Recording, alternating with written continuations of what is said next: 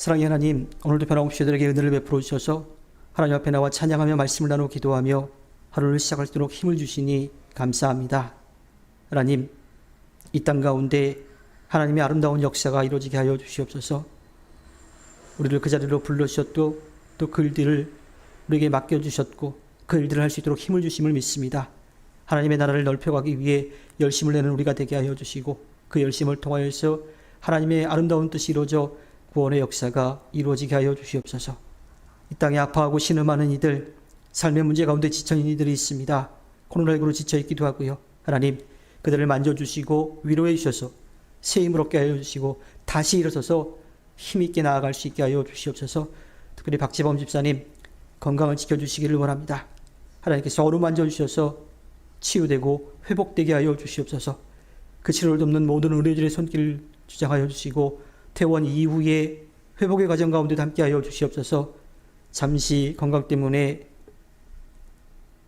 직접 돌보지 못하는 가정 가운데 삶의 자리 가운데 하나님 함께하여 주셔서 하나님 부족하지 않도록 그 빈자리가 채워지도록 인도해 주시옵소서. 꿈이 있는 미래교회 그리스도의 몸된 공동체로서 살아가며 섬기며 나누며 베푸는 믿음의 공동체가 되게 도와주시고 모여서 주의 이름을 높이고 주의 말씀을 나누고 기도하게 도와주시고 또 힘을 모아서 서로 사랑하며 하나님께서 맡기신 일들을 행할 수 있게 하여 주시옵소서. 각 가정의 기도의 제목들을 하나님께서 아실 줄 알고 믿으며 이루어질 것을 믿으며 기도합니다. 하나님, 하나님께서 보여주신 귀한 사명 그 일을 이룰 수 있도록 닫혔던 것들이 열리게 도와주시고 건강이 회복되게 하여 주시옵소서. 자녀들이 감사와 기쁨의 고백의 대상이 되게 하여 주시옵소서. 새로운 삶의 자리를 준비해가는 귀한 가정, 하나님 이제 이사 날짜도 잡혔습니다. 하지만 해결되어야 될 문제들이 있습니다. 하나님 걱정 근심하지 않게 하여 주시고 하나님께서 가장 좋은 때에 이루어질 것으로 믿고 맡기게 도와주시고 또 준비해 갈 수 있도록 인도해 주시옵소서. 이사의 모든 과정과 아이들의 어린이집으로 옮기는 과정 가운데에도 하나님께서 함께해 주시기를 원합니다. 하나님, 하나님께서 주신 귀한 달란트로 음악을 통하여 사랑을 전하기를 원하는 귀한 청년 가운데 함께하여 주시고 그 준비의 모든 과정들 가운데 함께하여 주시고 또 진행될 때에 주의 치유와 회복의 역사가 있게 하여 주시옵소서. 온 가족이 구원받기를 원합니다. 함께하는 나라를 소망하기를 원합니다. 하나님, 사랑하는 부모님과 형제자매가 주님 앞에 나와 하나님을 바라보며 하는 나라를 소망할 수 있도록 인도해 주시옵소서.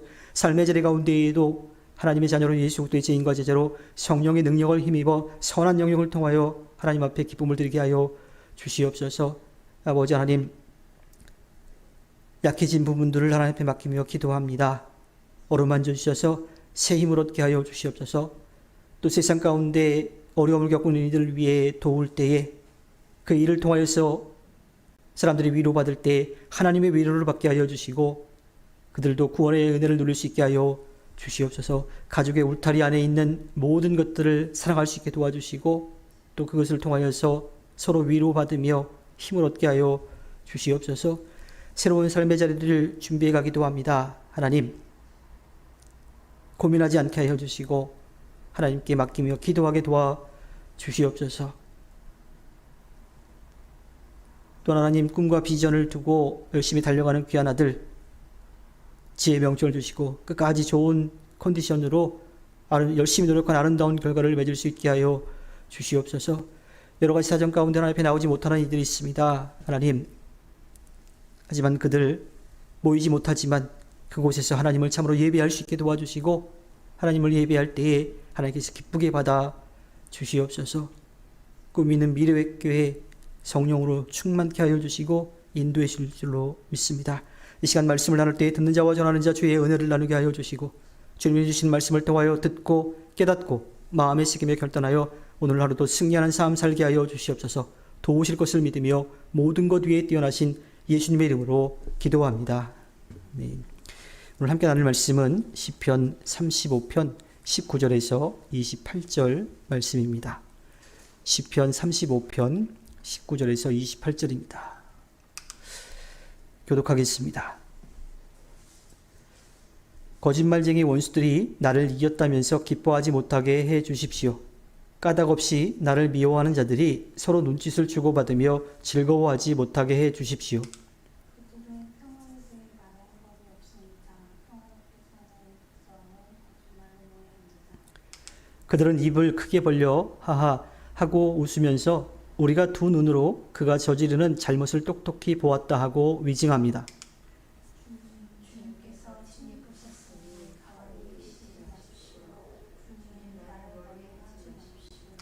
나의 하나님, 나의 주님, 분발하여 일어나셔서 재판을 여시고 시비를 가려 주십시오.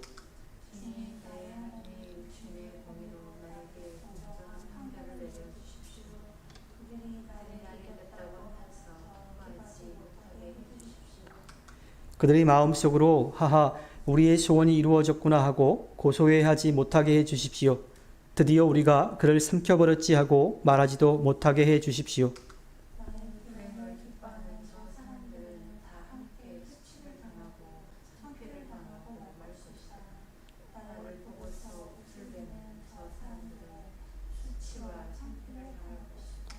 그러나 내가 받은 무죄 판결을 기뻐하는 자들은 즐거이 노래하면서 기뻐할 것이다.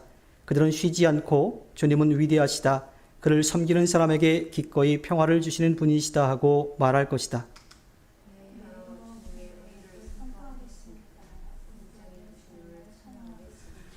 아멘. 오늘도 값없이 베풀어 주신 하나님의 끝없는 은혜를 누리며 승리하는 국민의 모든 분들이 되기를 바랍니다.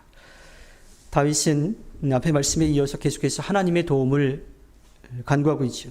그가 구하는 것은 모든 상황을 정확하게 공의로 판단하시는 하나님, 그 하나님의 공정한 판단을 기대하는 겁니다.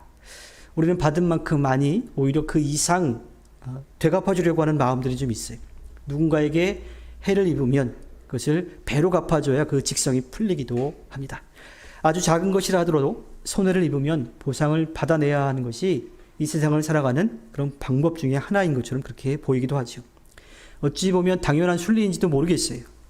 특히 아무런 이유 없이 남에게 어려움을 당하면 어떻게 해서든지 자신의 결박을 증명하면서 또 그렇게 피해를 본 것에 대한 보상을 받으려고 하는, 또 보복을 하려고 하는 그런 마음들이 있기도 합니다. 그리고 그것이 맞는 것이라고 그렇게 생각하기도 하죠. 그런데 다윗은 그야말로 이렇게 억울한 상황 가운데 있어, 또 절박한 상황 가운데, 자기의 목숨이 위협을 받는 그 상황 가운데 원망하거나 혹은 다른 사람을 저주하는 것이 아니라 하나님께 부르짖고 있습니다. 그에게는 자신을 죽이려고 하는 사울을 죽일 기회가 2번이나 있었어요. 그런데 자신이 죽일 수 있지만 죽이지 않았다라고 하는 그 표시만 했을 뿐이지 죽이지 않았습니다. 또한 원망하거나 저주하지도 않았습니다. 사울뿐만 아니라 다른 대적들에 대해서도 마찬가지였죠. 그는 사람들에게 그것을 보복하는 것이 아니라 하나님께 그 답답함, 그 억울함을 호소했을 뿐입니다. 원수들의 불의한 행동과 자만하는 말들을 하나님께 낱낱이 아뢰며 기도하지요. 우리에게는 심판할 권리가 없어요. 우리는 정죄할 권리가 없다라고 하는 거예요. 또 한 가지, 그 정죄할, 심판할 권리도 없으니 원수를 갚을 권리도 없다라고 하는 겁니다. 원수를 갚아주는 것은 하나님이 하실 일이, 우리가 할 일이 아니라는 거죠. 우리는 이 진리를 잊지 말아야 합니다. 그래야 다윗처럼 어떠한 상황 가운데서도 원망하거나 또 혹은 누군가를 저주하거나 하는 일들을 하지 않을 수 있습니다.